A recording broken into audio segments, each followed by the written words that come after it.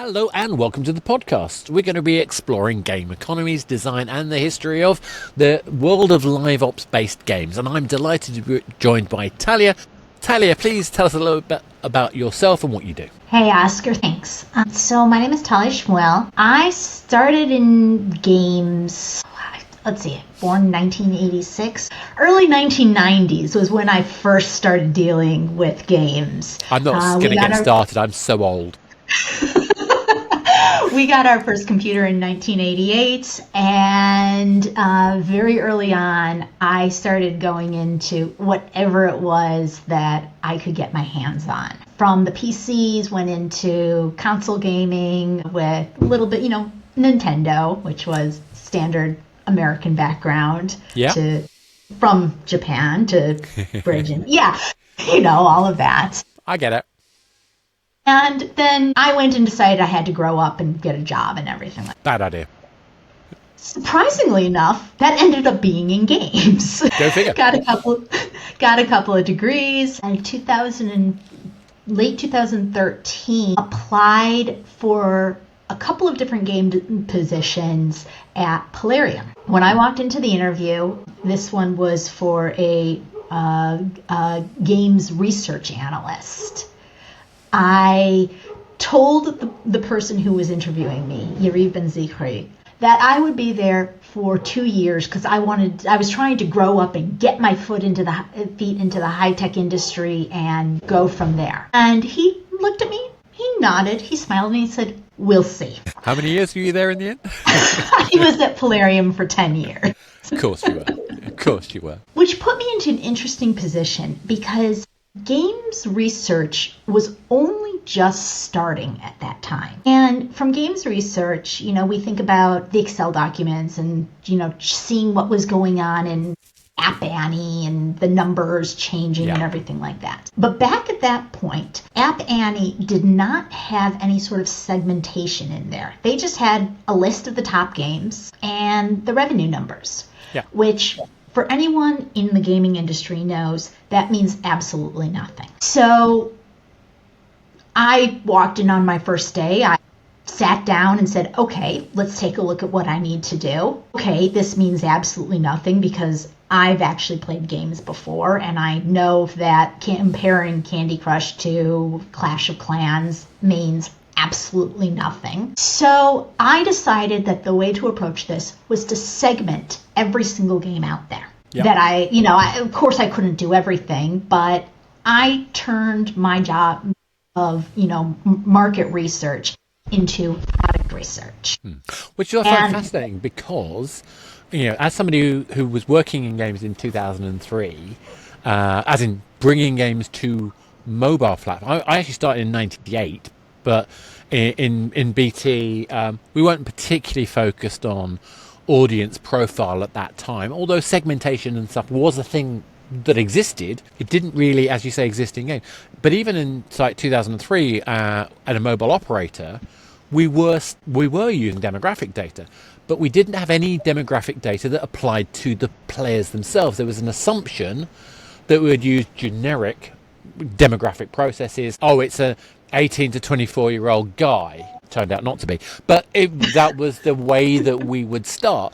And I think you're right. There was a point around that kind of 2013, well, maybe 2011, I would argue, where the kind of step change of, the evolution of the iPhone, changing the way that we had that delivery away from people like me in the operator land into the OEMs, where it was much more hands-off, where the only data we had access to was coming from the ranking Android and Apple, and then teams like App Annie were having to interpolate based on ranking and the companies they worked with directly, therefore wrong, but less wrong than having no information. And as you say, they didn't have the demographic cohort information. In fact, I don't remember when I first started hearing people about doing attribution data for games until around that time, if not slightly later.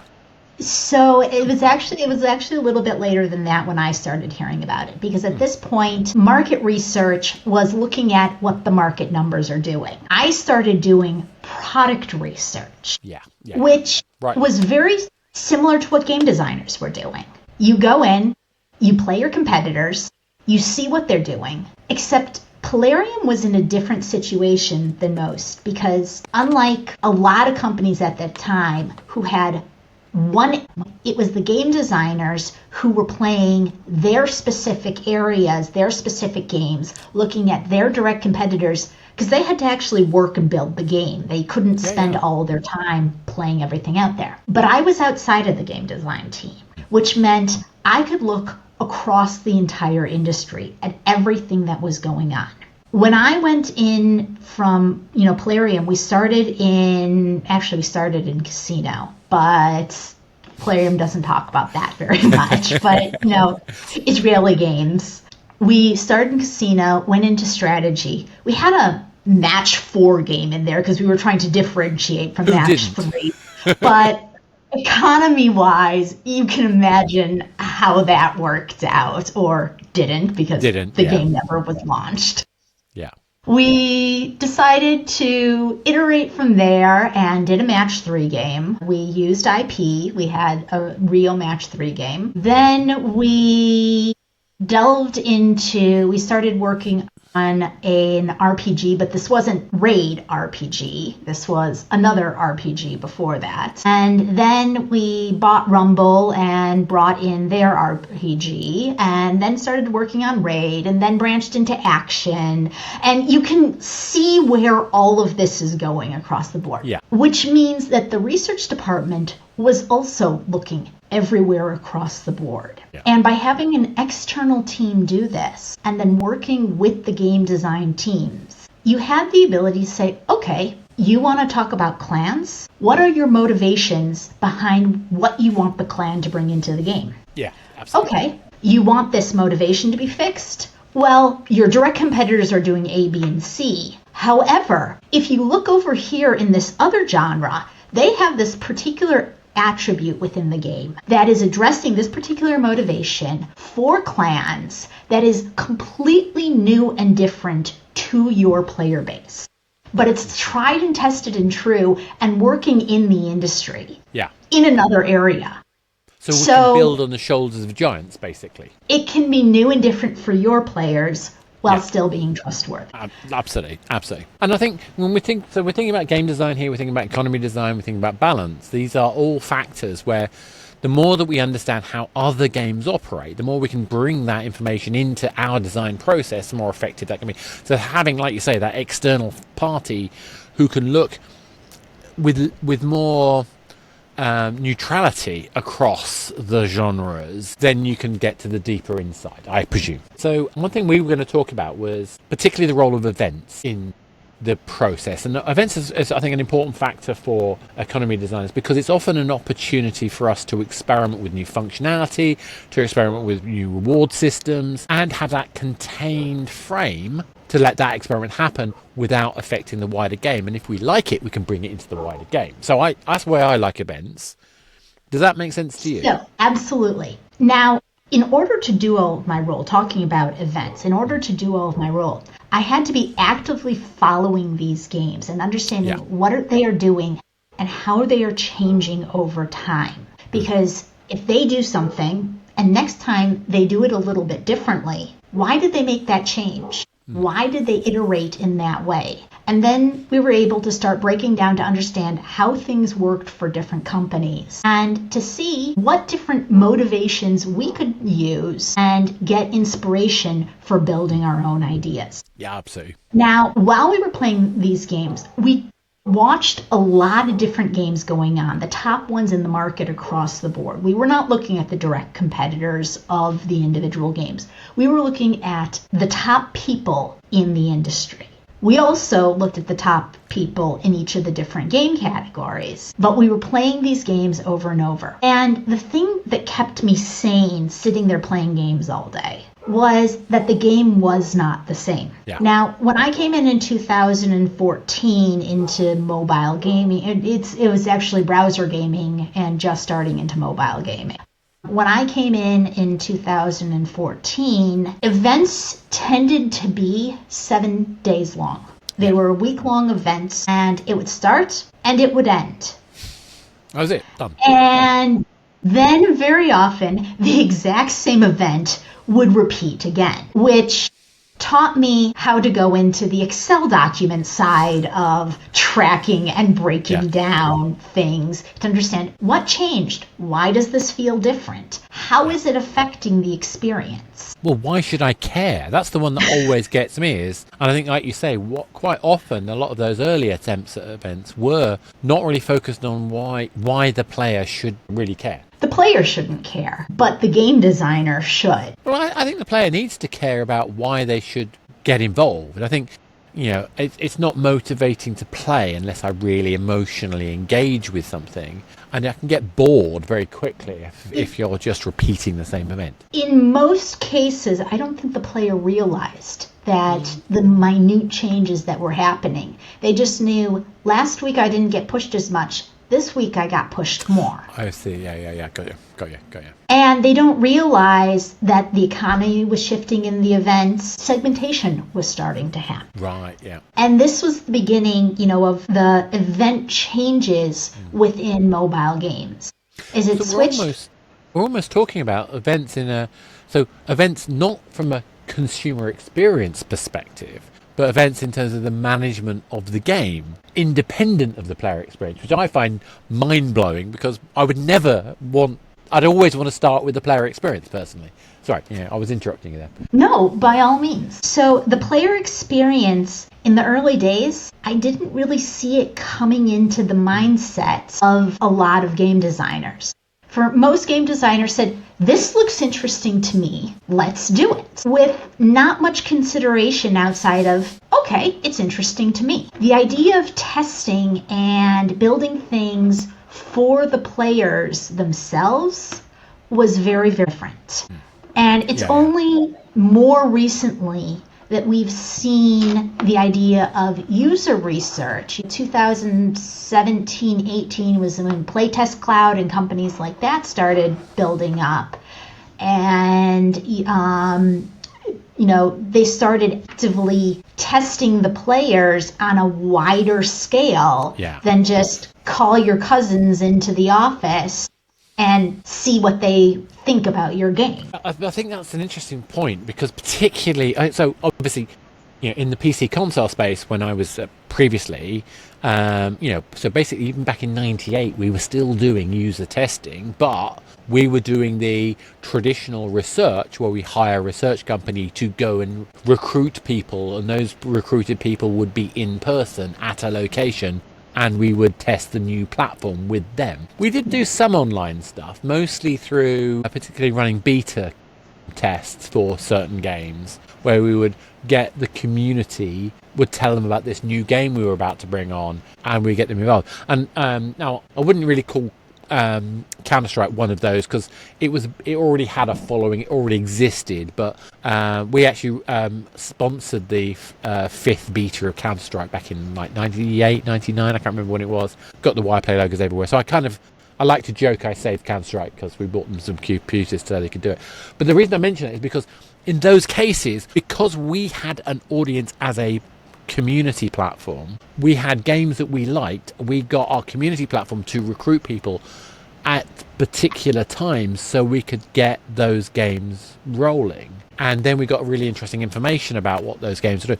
So my point really is that testing has been something that's been around for a while, but this idea of the playtest clouds and the antidotes of being able to abstract that and to make that generally available to smaller teams at an affordable rate is something I'm a big fan of. It also was able to give a more accurate examination, because if you are talking to your community on Discord, well, it wasn't Discord at that time, but your individual communities, the people who are speaking publicly are a very small representation of a very niche area of your user base. They do not necessarily represent the broad majority of your players. In addition to that, if you're calling them into the office, you're talking about the people in the local vicinity.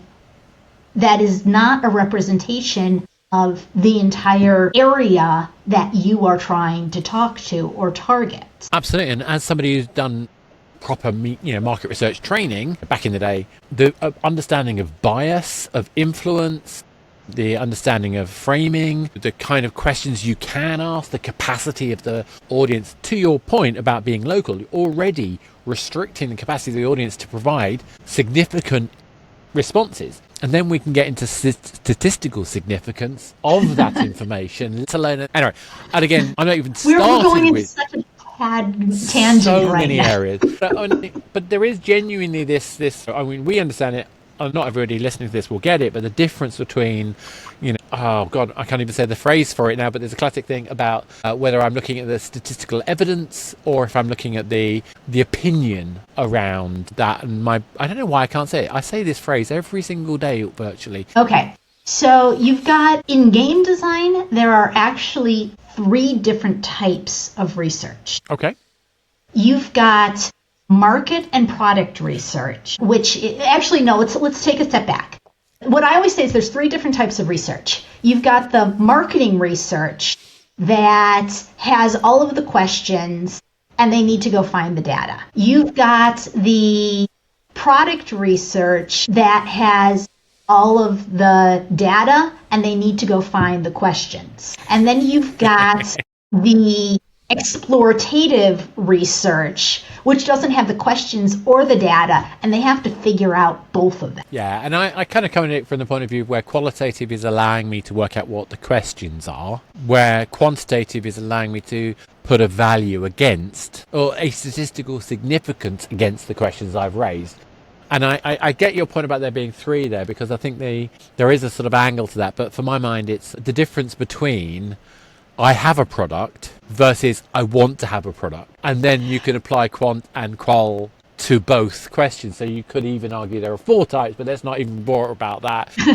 Isn't that the joy, though, of this? Is like what we're trying to work out is because the other aspect is the difference between data and insight. Yes. And particularly when you're looking at something like quant, knowing that you don't have statistical significance because you might have a smaller number, like a playtest cloud might have 8 people you hire, may have 30, but you're not going to want each incremental person you add to a quantitative test has diminishing returns, I would argue. Yes. But the opposite is true when you're looking at quantitative, because what's your statistical significance value? What's your standard deviation? We were looking at what was going on events, and when it started out, the events, as I said, were 7 days long. And then people started segmenting those events. Now, after that, events started shifting, and rather than being one event that was running for 7 days, it was multiple events running for 7 days. And I distinctly remember when Rise of Kingdoms, I think it was, put a calendar into their game. So you could see what was happening and what was overlapping. Yeah. And that's where it started getting interesting on the economy side, because different events pushed the players in different ways. That makes sense. And by overlapping them, you started to control the player's behavior. Now, at one point, Annie tried to qualify players differently from the regular segmentation. I saw this in one report. It obviously did not catch on. But it said a lot to me, enough that I'm remembering it even to this day. And it's a quick update, just clarification, by the way. App Annie is now Data AI, which is owned by Sensor Tower. So the history of that in there as well. But just to specify. There's a whole history there, Just to specify. So at one point, it used to be that you had the mid-core players and the casual players. And that was the only 2 differentiations that they had. And App Annie said, rather than looking at games as mid-core or casual, let's look at games by how they push players. Is this a game where a player would log in and happen to see the events that are running and take part in them? Is this a game where players would be excited about the upcoming events and be looking forward to them? Or is this a game where players will change their entire schedule to make sure they are there for the event in order to engage. And thus you had a different definition to the mid-core or the casual. And when you started overlapping the events that were going on, it added a new level into this. Because which event were you talking about? What event that is running is moving the needle so that revenues went up in a game on that day? That is one of the hardest questions to answer. Why is it exactly that players have spent more on this day than another day? Yeah. You know what they're buying and what you're doing, but you have 10 different things running in the game now that could be affecting that. Is this because, a particular event is happening? Is this because your friend talked to you about it last night and you are excited for it? Is it because you saw a podcast about it and you're chasing after it because that podcast about something that happened 4 weeks ago is launching today? Yeah. And it makes it so that it's much harder to actually figure out what is causing things to happen. Absolutely. And this is, I call this term event level attribution. And the reason I use that is because I'm interested, and this is something I'm separately for the book, I'm looking at from some tech platform that we're working on.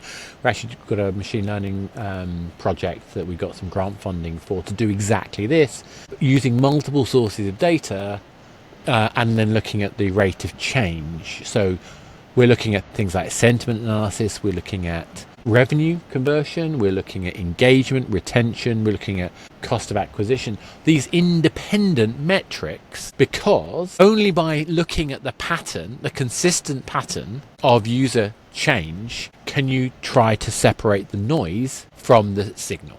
And I think this is the reason why I suspect why Apani and Co. Struggle with that, because it's really difficult to separate the noise from the signal, because a tool like Apani, or I think Game Refinery did some similar things. They're now part of Liftoff, I think. I think it was Vungle, and then Liftoff bought Vungle, Yes, whatever, something like that. But they've tried to do some things with like what functions are in a game, and they've tried to break down audiences. So a lot of people have attempted this. The trouble is that most of the sources don't track the live consumer moments, so they don't know exactly when those things happen, so they can't work out Not true what the anymore. impact was. Okay, yeah. Not true anymore. Yeah. So a number of different companies are actively tracking this now. Yeah. The question is, what within it are they tracking? Yeah. So Game Refinery has a very active system. Liquid and Grit has a great system where they go through and they have the tracker system where the calendar of everything that is happening, everything that is going on within the game. And then you have the ability to dive down from that into the individual write-up of it, of what happened. You click on it and you can see everything about that event that happened with all of the details and videos and screenshots, and it's laid out on a calendar to see it all. Interesting. I mean, but again, this is the fascinating. The more we understand about player behaviour, the more interesting it is. For example, one thing in the back of my head is that you don't always get the sentiment analysis for an event happening at the same time period that you launch the event. There's going to be a delay before enough players have enough experience of that event for it to actually have an impact. But again, I'm going to go back, go back to these events. So I think you're talking about this idea of these weekly events becoming these, weekly, like one event to rule them all formula, to these compound periods where overlapping events are happening in order to drive player experiences. But I think it does remind me of going back. I think the first time I really remember people taking events in mobile. I mean, I did things like this back in the day with even on PlayStation, on our PlayStation Home. We would have launch events around new games. We would have new outfits. Each week there would be... So there was a constant series of activity happening. But for me, on mobile, the moment was when Supercell put Clash of Clans characters into Puzzles and Dragons. That was the first mobile crossover event that I felt really nailed this sensation we're describing, this kind of consumer embraced reason to change behavior. Does that make sense to you? Absolutely. In addition, when you're talking about crossovers with events, you have to look at a number of different things because it's done a number of different ways. Number one is you can just stick the pictures in there and make a skin about it and then sell it as a package and you're over and done with it. And this is very typical. This is the major way that it is generally done because it's simple, it's easy. But some games are taking this a step further and actually building unique experiences that is specific to that event to give the feeling to the player that something is crossing over. It's not just a picture, it is an experience. And that's where it is being done very well. Yeah, and I think this idea of you can utilize game modes, you can have different reward types, you can have... I think what's really also interesting is when you look at sort of off-game community experiences, and this is more common in PC and console land than it is mobile, to be fair, although I'm not quite sure why. After all, the phone is the thing in your pocket. The phone is actually the easiest thing to do social things with, and yet doesn't quite.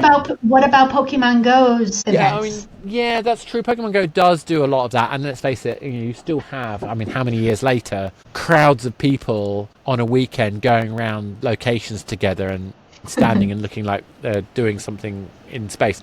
You can always tell the Pokemon Go player by the way that their thumbs are very flexible. But but the point, I suppose, absolutely, this is the thing, is that we are seeing increasingly these, not just inside the game, but some cultural connection. I think you're thinking also predominantly about the Western audiences of game players. That's fair. Because in the Asian world, it is incredibly common.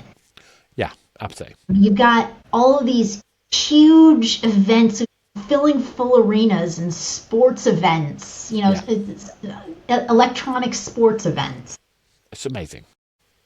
And it's a cultural thing. I think the question that can be raised is, who is the target audience for mobile gamers?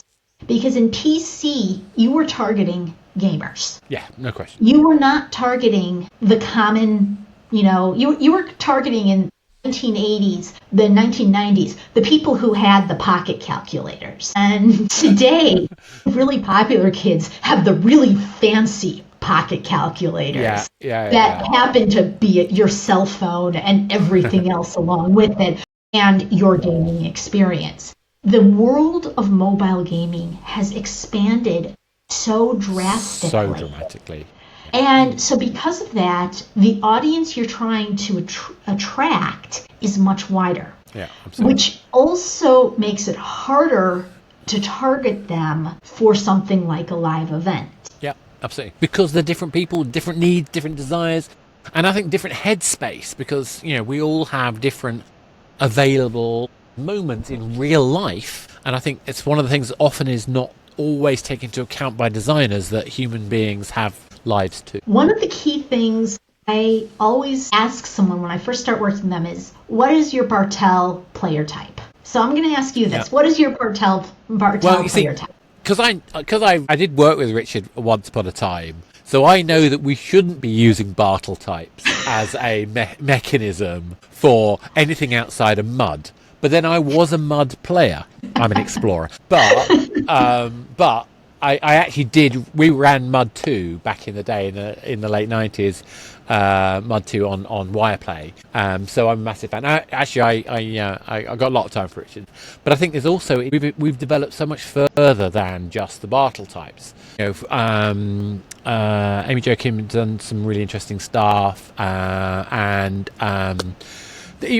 even things like Quantic Foundry and Game Refinery have done some really interesting things. But I think there's some fundamentals about how do we get more sophisticated about motivation. For me, the reasons we play come to basically the kind of four factors of, we want anticipation, we want to feel competent, we want to collect, and we want to socialize. The social capital part is a massively important factor. And obviously I have to admit social factors is, I think it certainly does apply to everybody. Social engagement does not necessarily. For example, I would classify myself as somebody who likes massively solo play games. So I don't want to socialize while I'm online. I just want to know there are lots of people out there playing it. Okay, reasonable.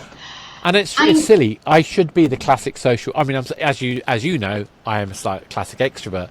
But when I'm playing, I can't be bothered to talk to people. You're a guy, you can't be distracted. But let's take a step back. I know we poo Bartel and everything like that. No, I don't poo-poo it. It has a very specific meaning. However, if you take the thoughts, the actual divisions out, and think about the different player types. Yeah. If you have the killers, the achievers, the socializers, and the explorers, you have described the different key motivations that drive players within a game. It's a very good shorthand. And so when you are trying to build an event, when you are trying to build a feature, the first question is, who is this talking to? Does that appeal to my audience? And then you can start trying and testing different things. And we talked about the early days where it was, 7 days long, and then the overlapping. But the step that came after that was the 2 to 3 days, where you started pushing players on a shorter time period and started overlapping. And you always overlap the first and the last day of the two events, so that one event, as you're finishing up one, you lead into the other, and so now that you have the players carried over to the next event that is going on. And it's that relay race that means that you don't drop the player with nothing to do.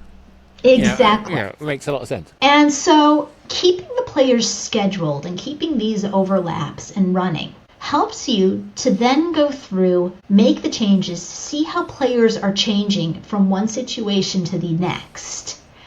And you can keep driving and keep iterating in different ways, which then takes us into what we're starting to see as the newest type of game events today. And that is in the Coin Master and Monopoly Go circle, where events are no longer 7 days or 2 to 3 days. Events are 15 minutes to an hour long. And you can push the players in microbursts on a daily experience in order to drive them to the next level. And then you have the overlap that's going at the same time as this. So that as one finishes, you still have another one that is running, or another two that are running, to keep pushing the players along. So one of the things in the research I've done is like being able to have a natural break prevents players from burning out. But at the same time, as you rightly say, if we don't have this relay race of activity where there is an option to carry on when I am primed and ready to go, we're losing out.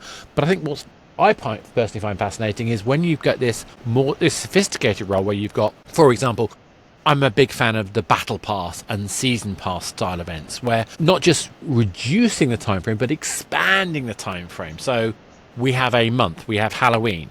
But within Halloween, there's the first week of build-up.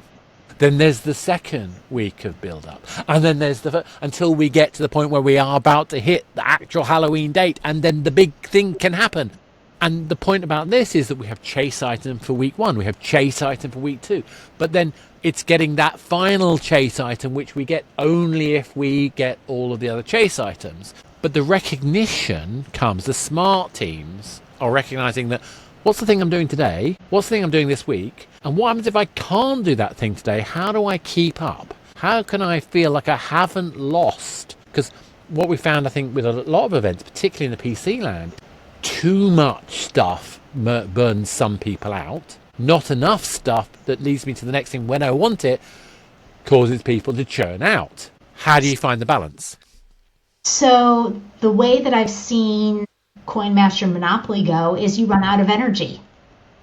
And at that point, you're forced to take a break. Now, they're hoping you're going to go spend some money and keep pushing, but it's up to you as the player in regards to keeping that balance. And you'll keep spending money if you're interested in continuing to engage, You won't if you need a break and need to step back. And so it's the tight balance of economy with the schedule going on and carefully planning out that schedule to take players from one experience to the next. Yeah. That is the magic behind the economy planning that goes into it. And obviously that's a fairly aggressive format and it works very well in terms of mobile. I mean, there are arguments about how game it is in the sense of it is an ideal experience. It's not different genres have different pacing and different needs. And I don't mean, it's not me making a judgment call on a Monopoly Go or a Coin Master. I don't happen to be a big fan of them personally as a player,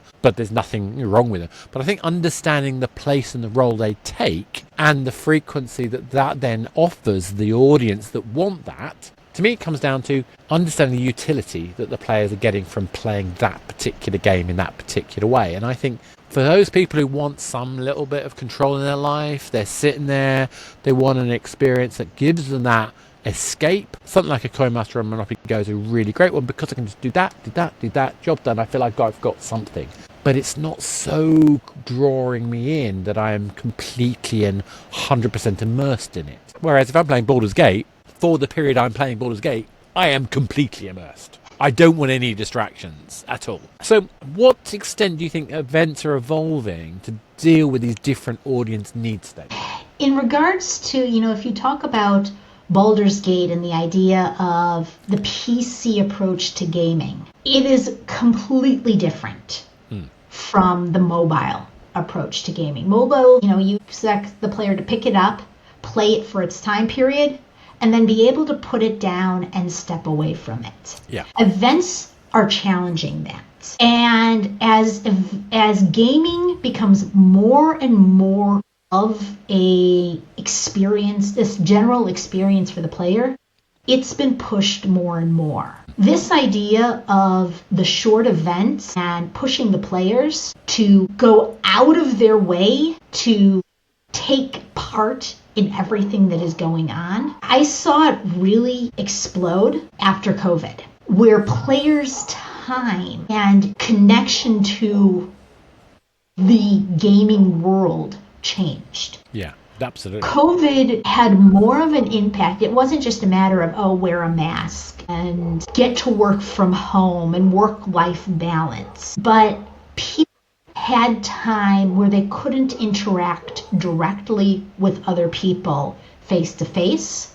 And so they started trying to interact with people through their devices in all ways that they possibly could. And you had corporate games of Among Us going on as your HR during the daily, HR move to try to get people involved. You would never think before COVID about having a bunch of accountants sitting around in a room running a LAN party. You should have done. It wouldn't even cross your mind. Wouldn't even cross your mind. No. As HR. But during COVID, that became acceptable. Personally, I think Jackbox is the best example that I saw happening all over the place, because there's something about Jackbox which works really well for understanding team dynamics. I say that because we used it a lot for interviews. So the last stage of an interview, when we were hiring people, was to play a game of Jackbox, because we would be able to understand how they play, how they engage, what they're like as a team member. So anyway, that's a distraction. I'm going off on a tangent as usual. But I think your point you're saying is that a pivotal moment happened when COVID, where they understand. So we'd already had mobile gaming completely transitioning the way games worked. And with the introduction of, I think, I would argue with rewarded ads, but I would argue with that given my role at Unity at the time.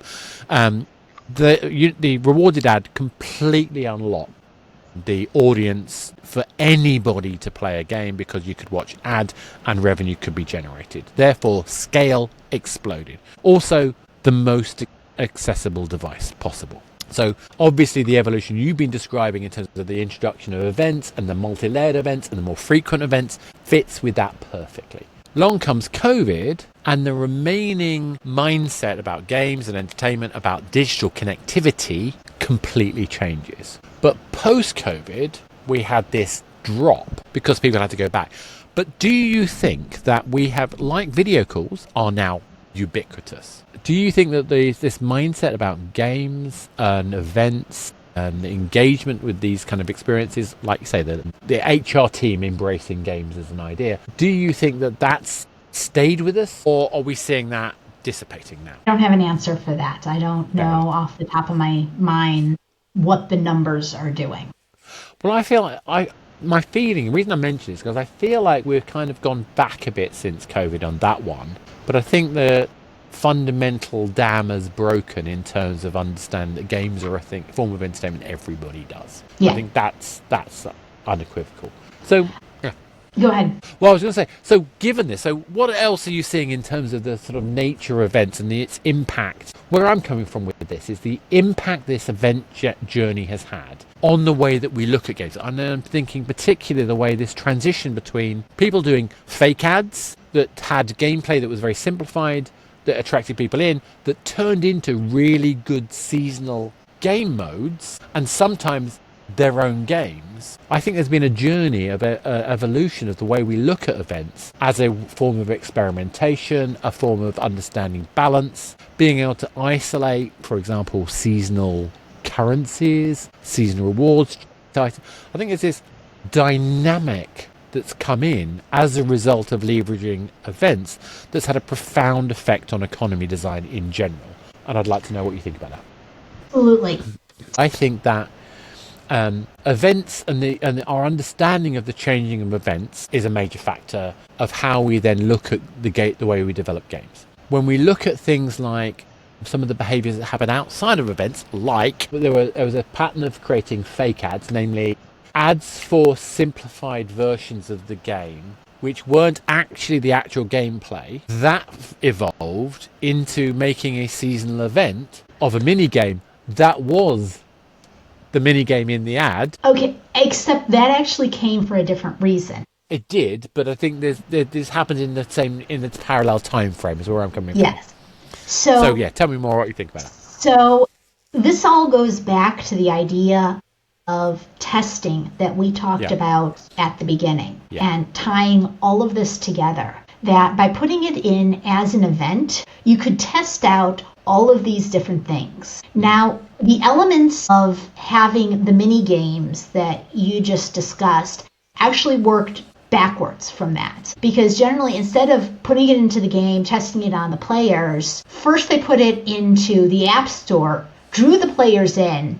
The players looked at the game and said, this has absolutely nothing to do whatsoever with the game, and left a bad review in the App Store. Originally, yeah, absolutely. So the company that actually started all of this, the first place I saw it, they were the ones that I saw. The card collection RPG, Hero Wars. Yeah, definitely one of the early ones. 2018, Hero Wars started doing these puzzle games, that puzzle advertising, where you pull the thing out and then the lava comes down, but if you pull this one out, then the water comes down, and you need to get through. And now you're seeing in Rescue the King and all of those different things. Well, I think the first one I saw was Ebony. It was the first one I saw doing this. Really? So, yes, Ebony was 2020 when they pushed it into the game. Hero Wars released this in 2018, started doing the advertising in 2018. In 2019, they put it in as a side mini game where you have the ability to actually go in and play these mini games in the first 20 levels. From there, no, you're right. Yeah, it was Hero Wars that was the first one to put it in the game. Yeah. From there, they got to a point where people had been exhausted by this gameplay, and it was no longer having the download push. And so the next thing that they did was the tower numbers, where which level of the tower do you go to? If you eat the level 4, then you are now number 14, and the monster that you have to beat is level 13, so you can beat him. And, along the tower to make it through the tower. Yeah. And then they put that into the game, and actually, I think it was 2023, made it a forced experience. What Ebony did is Ebony was the first game that I saw that actually put it in as the experience. It was a forced experience, but it felt like it was a part of the game. Yeah. It matched the graphics, but it pulled in a completely different game style. And it made sense with the storyline of the game that was going on to make it feel like it was a part of the experience and not just a mini game that was out there to try to get players in. I think we've started to see people, using the ads to experiment, bringing it into the experience, and then building a more integrated play through. And maybe it was Evan who started that process. But I think I personally found that interesting. But even though down to thinking about how we experiment with seasonality, how we reduce complexity, because I think some of these games put it in as a module, as a mini game in its own right, as opposed to releasing it seasonally. And I think what's been fascinating is the ones who introduce it seasonally then decide if they're going to keep it or not, manage to keep their user interface less complicated and more engaging for new users. Well, there's a question of, do you do it seasonally, or do you do it as a full feature within the game? By doing it seasonally, you don't run into the player exhaustion and the feature creep that is going on. Very good company that did it incredibly well is Homescapes, with their use of the casual sim element within the match 3. Yeah, exactly. And so you have that experience that allows the elements to continue to change. And during Halloween, you will have one side experience. During Christmas, you will have another one, which goes back into the event schedules that we were talking about earlier, because you still have these 2 to 3 day events that are running, but now you also have the 2-month events that are running over the entire holiday season, which pulls into the motivations that are happening and balancing out. Are you trying to do retention? Are you trying to do engagement? Are you trying to do monetization? Or are you trying to do all of the above? That pulls it together. So I think in the end, it sounds like we're saying is that the process as a designer to look at the game has become more complicated, because we're looking at the playing moment at so many different levels. What is happening in this 15-second, 15-minute, 15-hour, 15-week process? Can we get that to a 15-month? And understanding these are all happening in parallel, and yet as a team we've got to deliver that, and we're going to deliver it from the go for it. And then you have to take it to the next level of, for this experience, this 15-minute or 15-week or 15-month, how does that apply to the player who just came in the middle of it, as opposed to the player who's been playing your game for 12 years and is on level 10,000 of your match 3 game? Exactly. And do they see the same thing? And if they don't see the same thing, how do you deal with it when they're talking to each other about their games and going, that doesn't look like my game? I literally had that conversation earlier today. So I think what we're saying is that it's about becoming more sophisticated as a developer, I would argue. From what you've seen, what are the best ways that a developer or designer can handle this level of complexity without going completely crazy? They can't.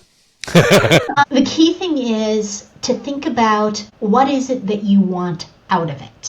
Before trying to figure out how to solve it, figure out what you're trying to solve. And then from there, you have to think about what the different ways of solving that are. From there, you say, okay, I want to take this approach. How do I want to have it work into my game so that it will work with everything else that is going on? And then how do I want to communicate it to the player? Who is the player who I'm trying to communicate it to? Where am I targeting? How does it target different players within the game?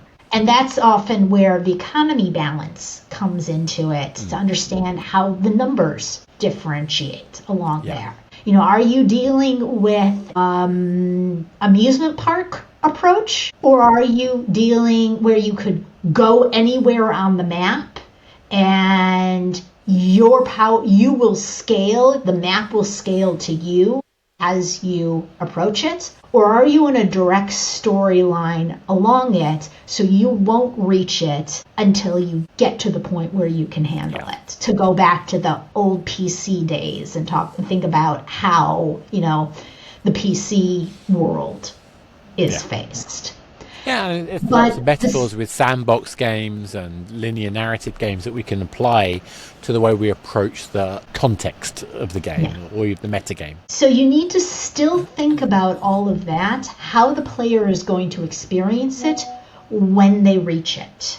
Yeah, exactly. And so you have the questions of, you know, what, how, when, and who, why, and who, you know, who you're aiming it for. Who. Yeah. The one question I'm not putting in there is where, because it's wherever your mobile phone is. Or you're wearing them out. So, I mean, for me, it's about layers. It's always about layers. You know, games like onions or whatever. I'm sure there's a terrible phrase I could use for that. But the defense in layers, I think, is really important here. And so, for me, I like to have things like what I call anchors. So, anchor currency I have as something that you can only earn through play. Now, a seasonal currency is like an anchor currency, but you can only get it by activities related to the season. I also have what I call ratchets. So for me, a ratchet is I have to have these conditions in order to do the thing that I want to do with, you know, I can't spend this stuff on this action unless I've done the other things. So for me, having these layers of defense allows me to keep some control, to avoid the inflation, to avoid the complexity, and to be able to have a handle on the numbers. But at the end of the day, it's still about not trying to do all of the things all at once and thinking them in systems. Here's system layer 1, layer 2, etc. Which then goes back into the events and the event scheduling, because while you don't want to do too many things at once, you need to make sure there's enough there for the players that at any given time they're going to have stuff that's running for them. Yeah, exactly. So, any last thoughts, comments before we close? Not really. Well, what advice would you give a designer? What is the one thing you'd want them to focus on when they're taking into account this incredible change in the way that we've used? What advice you have to stop them from being overly daunted by the complexity? Key thing that I would say to a designer who is approaching this is to keep in mind what your goal is for whatever you are trying to do. And then think about how to approach to reach that goal. Don't get lost in the details. Just think about how the big picture will reach there. Yes, you're going to have to go through every single what if when you're actually building it out. Yeah, welcome to design. But the what ifs are still all connected to the why. Think about the motivations. Think about how it's going to drive the player. And then take it to the next level. Yeah, absolutely. Well, thank you very much for that. That's great. And I think, you know, this whole idea about thinking about there is a lot of complexity out there that has evolved as we've matured, particularly in the mobile industry in terms of games. But there are lessons throughout. I think a lot of this stuff you can trace back to the MMO scene. You can trace back to PC and console experiences. But there are unique things about mobile, the PC, that the MMO world can also learn from. And I think in particular this idea that, Talia, you've been talking about with cadence, understanding that improving and increasing cadence can be incredibly effective, particularly where we are observant to the needs of the player, so that they are in the mood, they've just completed this great thing. Why aren't we handing them the next thing that they can then do? But at the same time, recognizing that some people may need a break, and what happens if they miss that, and making sure we've got avenues for those things. So, and also the fact that of the role that events have come to take in this space have become so critical, because it can tell a story, because it can create bonds, because it can create common experiences. There's so many values that can be brought into this, and why it's so critical to our experimentation, testing and understanding of what we're delivering. But I love the fact that you said at the end of the day, what is it that we're doing this for? What is the objective reason? And to me, it comes down to the same principle I consider to be a guiding light, which is, if we don't decide what our KPI is, we're not creating a hypothesis. And good design is about creating a hypothesis and testing it. And on that note, Talia, thank you so much. Really appreciate you taking the time.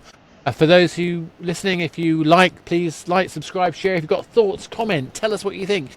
Give us more information. Argue with us if you think we're wrong. But at the end of the day, the whole point is we only get better if we talk to each other. And thank you for listening. Talia, thank you for joining me. And until next time, we'll talk more about game economy design. Thank you very much. Thank you.